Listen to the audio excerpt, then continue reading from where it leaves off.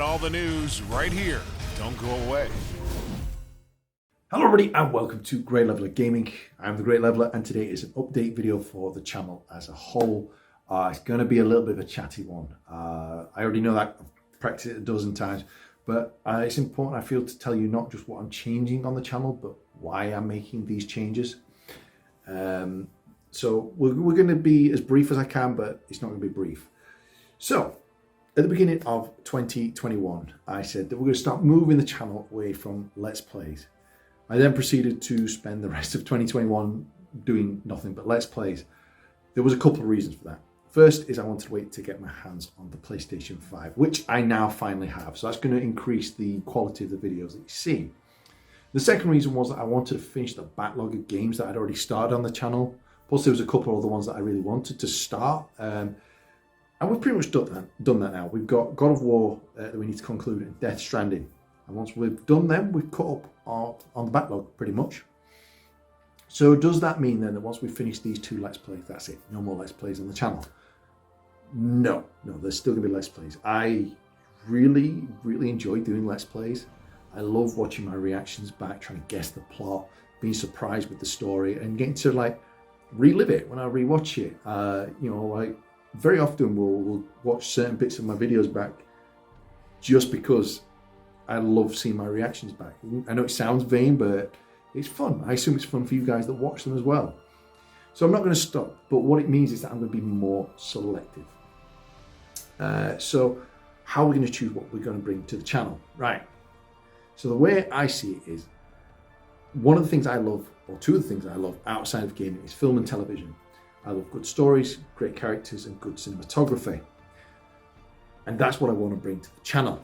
Now, I'm not saying this channel's going to suddenly start looking like it's been run by Christopher Nolan. I'm not that good, nor do I have that budget. But what I'm saying is that I want people to think of those things when they come to my channel. So what does that mean in terms of Let's Plays? Okay, so first off, we've got games like God of War and Death Stranding that I've already mentioned, that are good with stories and characters, etc. Last of Us, what was the other one? Ghost of Tsushima. Games like that are, you've got the stories, you've got the characters, and the cinematography and the cutscenes, but it's more than that. It's also in the action. You hate it or love it. Last of Us 2 was very cinematic. You can't say that the gunfights and the fist fights, the way that the camera panned, where the characters moved, or that moment when you steal an enemy jeep and you've got the WLF trying to shoot you down and the infected jumping on. You can't tell me that wasn't cinematic. It absolutely 100% was. So those kind of things are going to stay because they've got the story, they've got the characters, and they've got the cinematography. But then we're going to also play games on the complete opposite end of that spectrum. Games with little to no story and little to no characters. These are going to be more survival type games. The Forest and its sequel, 7 Days to Die, even Minecraft. Because although they're lacking in story and character, they are brilliant for bringing creativity to your videos and such. And let me explain why. And this is where it gets talky, but again, this is what I want to say when I want to clarify. When you play, and I'll use this as an example a lot today because we've finished it recently on the channel. When you play Resident Evil Village, you know what's going to happen when you watch someone Let's Play. You know he's going to start off in Ethan's house, he's going to get abducted, he's going to end up in the village, he's going to get chased, he's going to end up in a castle, he's going to fight a boss, he's going to go back to the village, he's going to move on to the next, and you know the sequence. Now, different Let's Players are going to have different levels of skill, different commentary, different reaction. Some might explore more than others, but essentially you know what's going to happen every time you start a video. Okay, we're starting in House Beneviento and we're down in the basement. Well, I know for a 30-minute video that we're going to encounter that thing. If you haven't played the game, I'm just calling it that thing so it doesn't spoil it. So you know what's going to come. That doesn't mean it's a bad thing because you're watching someone's Let's Play, but you know exactly what's going to happen. But a game like The Forest, now, yes, The Forest, you start off with a plane crash, everybody does. And the game ends with the same boss and the two endings. But the journey, totally different. You don't know when you load up a person's Let's Play what's going to happen. You're going to get some players who, when they initially crash, build their base around the plane crash. They don't travel very far. They build their resources for the first week in game before venturing and out and exploring. Other players might straight away go and explore here, there, and everywhere, build bases all over the map. Other players might want to explore all the caves straight away. Some players might just get straight on with the story. It's entirely up to them. So this, what I'm saying is, I become the character and I get to tell my story. So when I'm playing the forest, you're not going to see what you see with other people's. If I come to a cave that I don't think I'm ready to go into, I can choose whether I want to go in it anyway or wait till another time. I can't do that with Resident Evil. I can't get to a puzzle that's too hard and think, I'll leave it and do something else. I can't do anything else. I may be able to wander around a little bit more, but I can't progress until I've done that. Not the case with the forest at all. You can explore a cave only halfway and then come back and get more equipment and go further on the next time. That's up to you. So you become the character. Where I'm watching Resident Evil, I'm reacting to Ethan's decisions and the other characters' decisions, but I'm not really making any of them myself. I'm just trying to keep the character alive and solve the puzzles and push the game forward. But I'm not really making that, I'm not really that character, but in the forest, I am that character. And me and my friends are that character. Plus, these kind of games allow me to do my cinematic shots to, establish where we are or where we've gone or transition from day to night. So I can do those cinematic things, so I can build on it. So that's why those survival type games are there, because again, creativity. And then we have those games that kind of fit between both. They've got a story, they've got characters, but they're not really important. They really just push you from one mission to the next, but you could take it or leave it. And the games I'm referring to are like Grand Theft Auto and Far Cry. Great games, but I can't really think of anything from Grand Theft Auto that stood out story-wise, except for maybe some bits with Trevor, and the same with Far Cry. But they have three key elements. One is they have cooperative play. GTA Online, obviously not the main game, but you've got cooperative play, so that adds new dynamics, new tactics that you won't see in other people's Let's Plays. Two is that there's so many random things that happen in both of those games that you don't know what's going to happen. Most of my best moments from my Far Cry 5 series happen just completely by random. Planes crashing where they shouldn't do, animal attacks, that kind of thing. So they really help me, be a bit different. Like I said, Resident Evil Village, you know what's happening, but Far Cry, anything could happen. And lastly, they still allow me to put that cinematic edge on it. Far Cry obviously is first person, so I can do transition shots like I do with the survival games. Grand Theft Auto has the awesome Rockstar editors making really cinematic stuff. So they're the three kind of games we'll be playing. Now you might just say, well, you just described everything you've ever played on your channel, and that's not quite true. Now you see, there are a lot of indie horror games that are like Evil Inside and Infliction, really good games, but there was no real story there, no real characters. There was a hint at it, but it was mainly there for the scares. And yeah, I could do cinematic stuff with it, but it didn't enhance anything. It was literally just, I'd be doing it for the sake of doing it. It doesn't really enhance the story. And then you've also got games that are just too big. Now, I'm a small channel. I work full time alongside this. So I couldn't do games like Red Dead Redemption and Spider-Man, for example, because Spider-Man is a fun game, good story, good characters. I can't do anything cinematic outside of what the game already gives me, which is not a problem.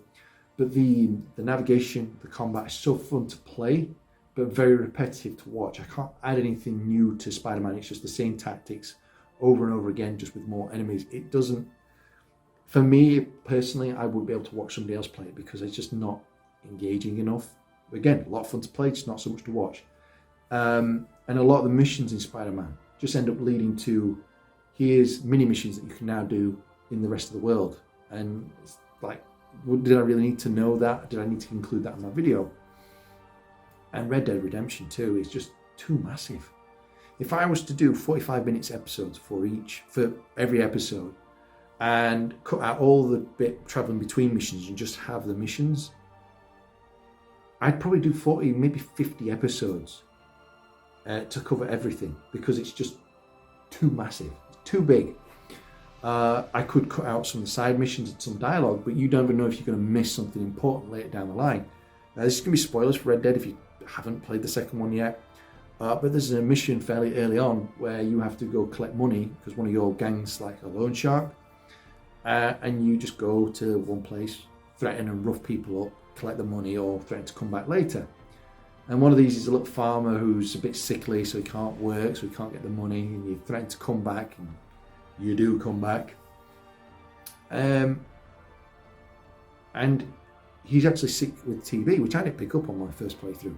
but it's him that gives Arthur Morgan TB, which ultimately, kills him. There's a good chance that if I was cutting out what I thought were unimportant missions, I'd have cut that out. And it ended up being such a fundamental part of the story. There's bits of dialogue that hints at stuff that's going to come later that I may have cut out. So it's just too big a game for such a small channel for me to cover it as a full-on Let's Play. So that's what I mean when I say we're going to be more selective with our Let's Plays. There's so many games that I want to play that I just can't justify keep doing it. Now you might say, what difference does it make? It makes a massive difference. My Resident Evil 8 Let's Play, for example, my first episode come out, I got 20 views. Not bad for a channel that's only got 400, less than 400 subscribers. But by the end of it, as with a lot of my Let's Plays, I got 3 or 4 views. That's a big drop from what started with only 20. But you look at my other stuff, like Billy the Butcher and the sequel. Well, Billy the Butcher has got 8.7 thousand views. That's massive for such a small channel. It's got more than 100 likes, more than any other video on the channel. So to look at my analytics and say I'm just going to keep doing Let's Plays all the time, it's just silly. I'm not going to grow as a channel. I'm not saying that I'm here for the money. I'm not. I do enjoy doing this. But I'd be silly to say that it's putting all this time and effort in not to get anything back. So I need to change the way my content comes out on the channel, which is why I'm being more selective with the Let's Plays and making sure they kind of fit within this little criteria. I will still play some of these little horror indie games, but I'm just going to do them for the month of October in the spirit of Halloween. For example, the sequel to Remothered. I've already played the first episode, recorded it, edited it, uploaded it, but I just don't have time to release it. Now I could do it after I finish these games. But again, that's another game I'm starting. So I'm actually just going to record that throughout the year and then release it next October. So those kind of games are still going to come out, but they're going to be just for that month. I'm also going to change my release schedule. So we're now going to have just one episode minimum a week. That doesn't mean only one episode a week, it just means one minimum. Because if I were doing 3 episodes a week like I was at one point, I don't have time to record, upload, do the face cam and all this, and do side projects like Billy the Butcher. So by committing to just one a week, if I'm struggling to find the time to record, I know that I don't have to rush. I can take my time and do these side projects because that's where the growth of this channel is going to come from. Hopefully people will stay for the Let's Plays, but they'll discover the channel through these other kind of videos. So if I've got, at the moment I've got 4 or 5 episodes of The Forest already uploaded, so I can release them at the same time I'm releasing God of War. But if I finish God of War or I finish The Forest, I don't have to fill both slots in, I only have to get one, so that's going to free me time up to do more things. So yeah, I told you this was going to be a talky video. I've gone for a little bit longer than I meant to, so we're just going to wrap it up then. So what can we expect from the channel outside of Let's Plays? There's going to be more original content stories like Billy the Butcher. Not all going to be horror. I've got ideas for some action ones, some comedy-ish ones. I'm going to do live sketches like we did with the Umbrella Cold Calls, and we're going to do in-game sketches where it's kind of like putting voices on characters or acting things out in-game and doing the voices that way. We're going to keep doing discussion videos and trailer reactions because they're a lot of fun. And I think that's pretty much it. I know it's a long talky one, but the reason I do this is it makes it, like I said, official. It's on here on the channel, it's official. So yeah, because I know The Walking Dead is the VR title is a free download, which I've now got, and all my friends said, "Oh, that'd be great for the channel," and it probably would be fun, and it would be fun for them to watch. But I'm not going to gain any viewers really from that because my analytics are telling me that I'm not going to. I've done VR titles and they just don't bring things in. The occasional Let's Play brings a lot of plays in, and I just don't know how or why. It's very strange. But anyway, that's by the by. I think I've said everything I need to say. I appreciate if you've watched it all the way through. And yeah, I'll see you on the next episode coming very soon. Bye.